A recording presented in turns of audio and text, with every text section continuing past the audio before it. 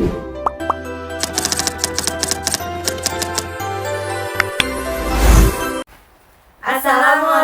warahmatullahi wabarakatuh. Kami dari kelompok M, mata kuliah penambangan data, yang beranggotakan saya, Naufalia Sabila Zahra, dengan NIM 2411502038, dengan teman saya, Inayat Zihan Kalista, dengan NIM 241250627. Dengan saya, Sranata Kartini, dengan NIM 2412501872.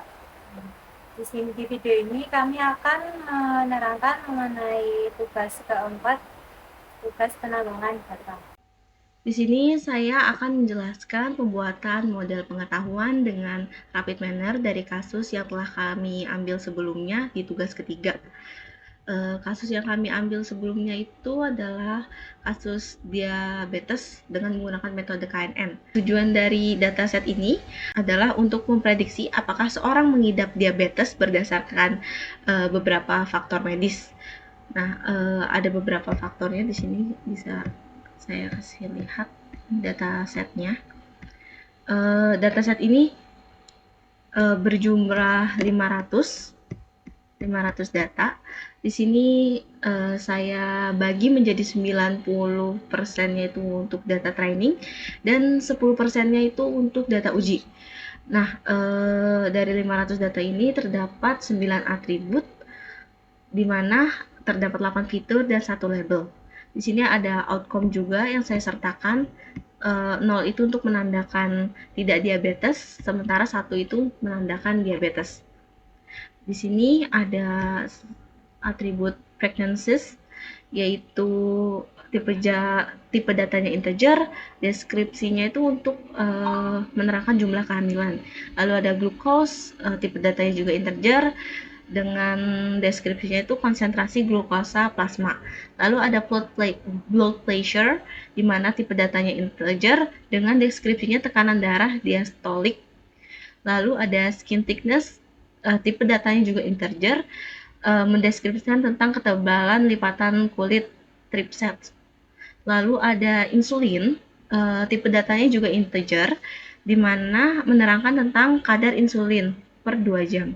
Lalu BMI, tipe datanya float, dengan menerangkan indeks massa tubuh. Lalu ada diabetes pedigree function, tipe datanya float.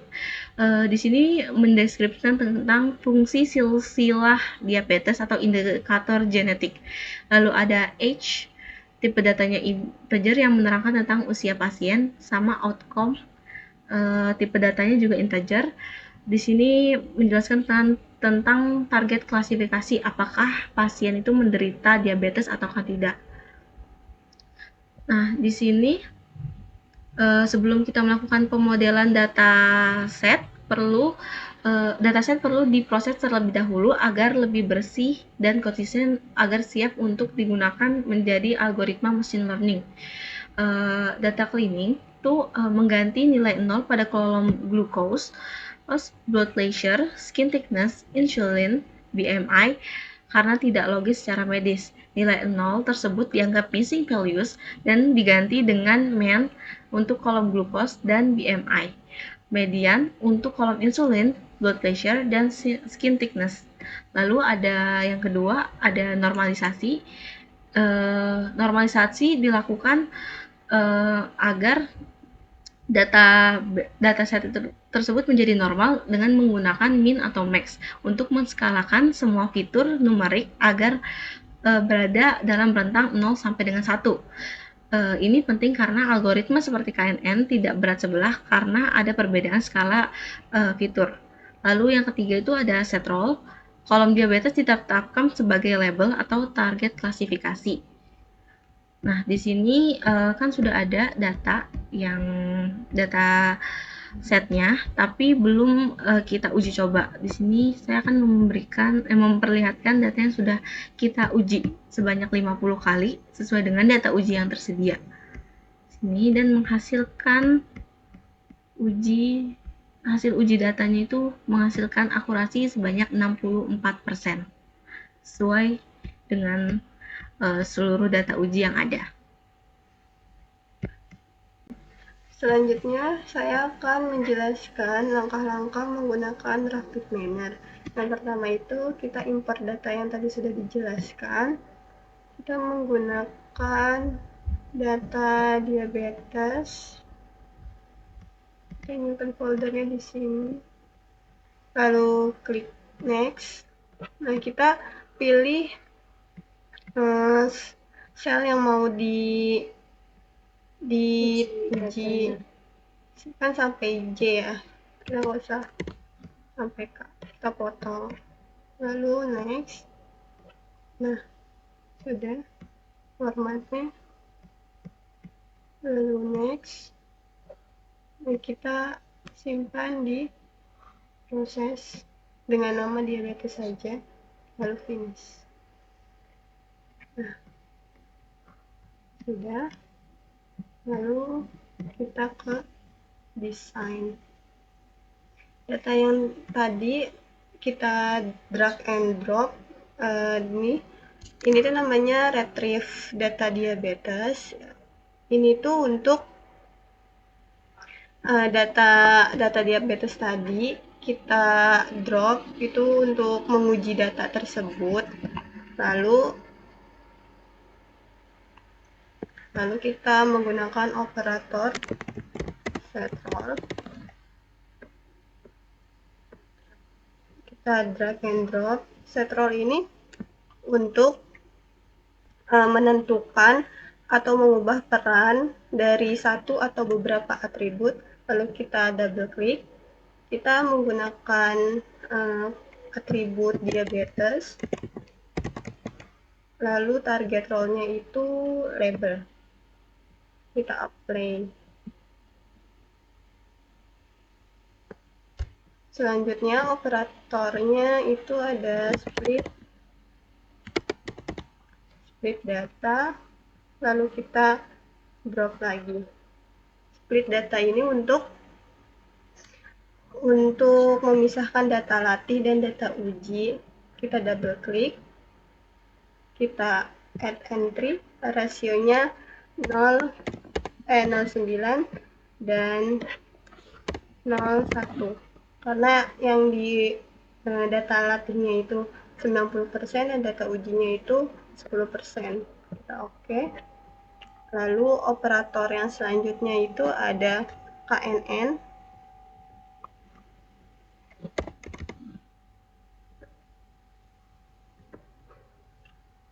Kita drag and drop lagi di sini. KNN itu berfungsi untuk memprediksi kelas atau nilai target dari sebuah titik data baru berdasarkan mayoritas kelas atau rata-rata nilai K. Di sini KNN ini kita ubah parameternya jadi 5. Sudah 5. Lalu kita cari operatornya apply model.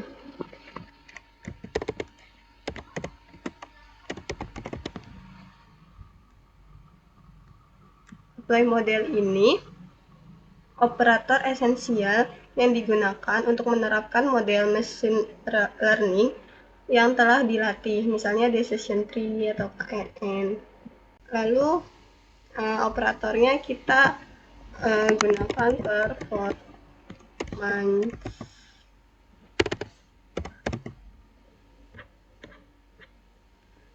Performance-nya kita pilih yang classification.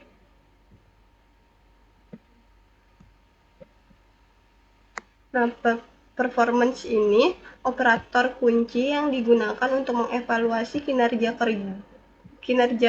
model machine learning yang telah dibuat tadi. Lalu kita menggunakan parameternya itu akurasinya, karena yang akan kita tunjukkan nilai akurasinya. Di sini saya akan menghubungkan desain model yang sudah dibuat teman saya. Yang pertama itu retrieve diabetes itu dihubungkan dengan set model. Selanjutnya set model itu dihubungkan dengan split data. Selanjutnya split data akan dihubungkan ke KNN. Nah, ini ada lagi yang bawahnya speed data ini dihubungkan juga dengan apply model yang kedua. Selanjutnya KNN akan dihubungkan dengan apply model. Selanjutnya apply model ini dihubungkan dengan performance. Yang kanan, yang ini tuh dihubungkan ke res.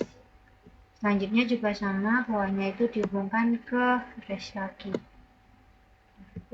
Nah, selanjutnya di run akan keluar example set data yang tadi kita udah masukin. Itu ada 50 data uji. Performance vektornya ini akan terlihat data hasil tadi yang kita masukkan. Nah, setelah dilakukan pelatihan dan ujian model klasifikasi menggunakan algoritma KNN dengan parameter K-nya 5, diperoleh hasil evaluasi terhadap data uji sebanyak 50% tadi. Proses pelatihan dilakukan menggunakan 90% data latih dan 10% data uji yang diambil dari dataset kita diabetes. Hasil pengujian menghasilkan akurasi sebesar 76%. Nah, di sini saya akan menerangkan confusion matrixnya. Prediksi yes. Prediksi yes itu yang true yes-nya 11, artinya prediksi positif dan memang benar positif. Dan true no 5 ini prediksi positif tapi ternyata negatif. Selanjutnya prediksi no. Itu di true yes-nya ada 7, prediksi negatif tapi ternyata positif. Terus true no itu menghasilkan 27, artinya prediksi negatif dan memang benar negatif. Akurasi 76% ini dihitung dari akurasi TP, artinya true positif ditambah TN true negatif dibagi dengan total data uji kita. Jadi TP-nya itu 11 ditambah TN-nya itu 27 dibagi 50. 38 dibagi 50 hasilnya 76% akurasi. Sekian video presentasi dari kami. Jika ada salah kata, kami mohon maaf. Wassalamualaikum warahmatullahi wabarakatuh.